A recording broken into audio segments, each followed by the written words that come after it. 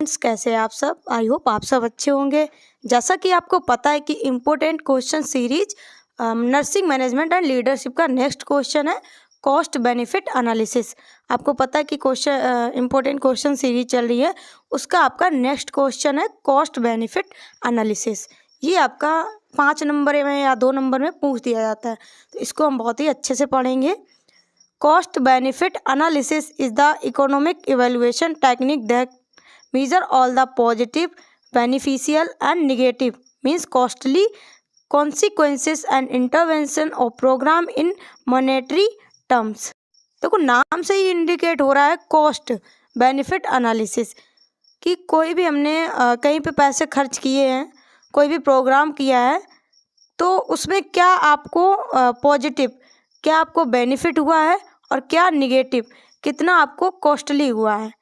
इसमें क्या एक ये टर्म है जिससे हम मॉनिटर करते हैं उसको, तो ये हमारा क्या हो गया cost benefit analysis.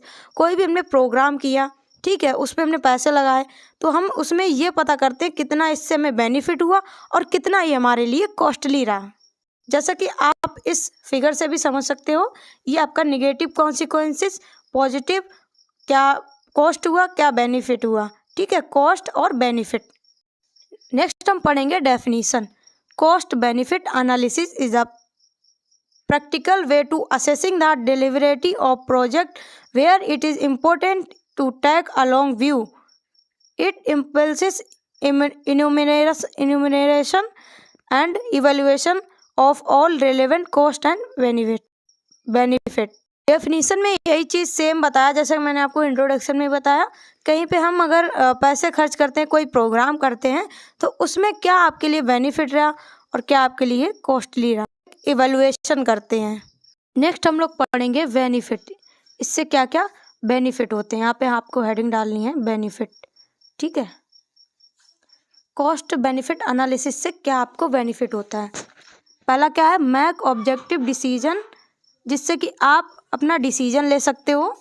Identify hidden cost and benefit, और जो चीज़ें रह गई हैं जिस पे आपने ध्यान नहीं दिया, अगर आप कॉस्ट बेनिफिट एनालिसिस करते हो तो आपको डायरेक्ट इनडायरेक्ट कॉस्ट, जो भी कॉस्टली है, बेनिफिट है, वो पता चलेगा। Prioritise project, compare net benefit of project, allocate resources, किस प्रोजेक्ट को प्रायोरिटाइज देनी चाहिए। नेक्स्ट आपको पता चल जाएगा कि आपके लिए क्या क्या अच्छे रिसोर्सेज थे। Mitigate risk, identify potential issue like budget, overrun, resource allocation problem, उससे सारी प्रॉब्लम खत्म हो जाएंगी अगर आप बेनिफिट एनालिसिस करते हो। Optimise resources, identify hidden cost and generate option to minimise cost maximum benefit, और जो हिडन कॉस्ट है जिसमें ज़्यादा पैसे खर्च हो गए, उसको भी आप एनालिसिस करते हो और आपको क्या बेनिफिट हुआ। Increase stakeholder confidence, select profitable project to gain stakeholder confidence, और अगर कोई भी जैसे प्रोजेक्ट है उसको आपने सेलेक्ट किया है तो उससे स्टेक होल्डर का भी कॉन्फिडेंस इंक्रीज होता है। Predict damage, predict the cost damage and take step to minimise it, जिससे कि आपकी स्टेप को भी मिनिमाइज कर सकते हो। तो ये आपके बेनिफिट हो गए। नेक्स्ट हम लोग पढ़ेंगे purpose of cost benefit analysis. Purpose क्या होता है इसका? इनके 3 पर्पज होते हैं। Economic efficiency, decision to implement specific programme, select among competing alternative option. ये आपके पर्पज होते हैं कॉस्ट बेनिफिट एनालिसिस के। पहला क्या है, it help to determine the economic efficiency of health care intervention in term of maximum output from the given level of. इससे क्या होगा, आप अपनी एफिशिएंसी, अपनी क्षमता के अनुसार आप जो भी चीज़ें हैं वो करोगे और जिससे आपको मैक्सिमम से मैक्सिमम आउटपुट मिल सके। नेक्स्ट आपका पर्पस क्या होता है, decision to implement specific programme. आप किसी स्पेसिफिक प्रोग्राम में वो आप डिसीजन जो आपने लिया था वो इम्प्लीमेंट कर सकते हो। जैसे आपने कोई प्रोग्राम किया, वो आपके लिए कितना बेनिफिट रहा, कितना आपको उसमें कॉस्ट लगा। अगर आपको ज़्यादा उससे बेनिफिट होता है तो आप कोई भी अगर प्रोग्राम करते हो तो उस पर वो आप इम्प्लीमेंट करते हो। Select among competition alternative option, select among competing alternative option, जिससे कि आपके पास बहुत सारे ऑप्शन हो जाते हैं अगर आप बेनिफिट एनालिसिस करते हो, जिससे कि आप कोई भी अगर प्रोग्राम करते हो तो शेड्यूल बनाते हो, उससे आपका सक्सेसफुल हो जाता है। नेक्स्ट नेक्स्ट हम लोग पढ़ेंगे step in cost benefit analysis. अब इसके क्या क्या स्टेप होते हैं। पहला क्या है, definition of defining the problem. पहले आपको क्लेरिफाई करनी है कि आपकी प्रॉब्लम क्या है। Clearly state problem, define objective of the study. Important point consider determine problem are. आपको पहले प्रॉब्लम डिफाइन करनी है। नेक्स्ट क्या आपको करना है, आइडेंटिफाइंग इंटरवेंशन। आपको इंटरवेंशन को आइडेंटिफाई करना है। आपको क्या क्या उसमें टेक्नोलॉजी यूज़ करनी है और कैसे यूज़ करनी है, पॉपुलेशन क्या है, उसके हिसाब से आपको चीज़ें प्लान करनी है। Defining the audience. आपको ऑडियंस को डिफाइन करना है क्योंकि उससे आप पता कर सकते हो कि उसका रिजल्ट कैसा आएगा। नेक्स्ट क्या है, डिफाइनिंग पर्सपेक्टिव्स। आपको जो भी कॉस्ट बेनिफिट एनालिसिस है वो एक सोसाइटी के पर्सपेक्टिव से आपको उसको डिफाइन करना है, क्योंकि कोई भी प्रोग्राम होता है, कोई भी कंपनी होती है, वो किस पे डिपेंड होती है, पॉपुलेशन पे।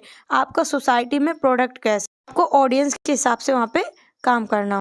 इसके बाद में नेक्स्ट स्टेप आता है आपका defining the discount rate.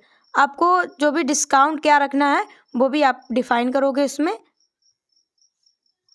Next हम लोग पढ़ेंगे इसके एडवांटेज। एडवांटेज क्या होते हैं, it help the compare difference programme have different health outcome, health programme, non health programme. इसमें आप डिफ्रेंशिएट अच्छे से कर सकते हो हेल्थ प्रोग्राम और नॉन हेल्थ प्रोग्राम में। It issue in depth regarding full economic impact और potential outcome of the intervention. आपके इकोनॉमिक पे क्या इसका इम्पैक्ट पड़ा है उसका भी आप आउटकम निकाल सकते हो।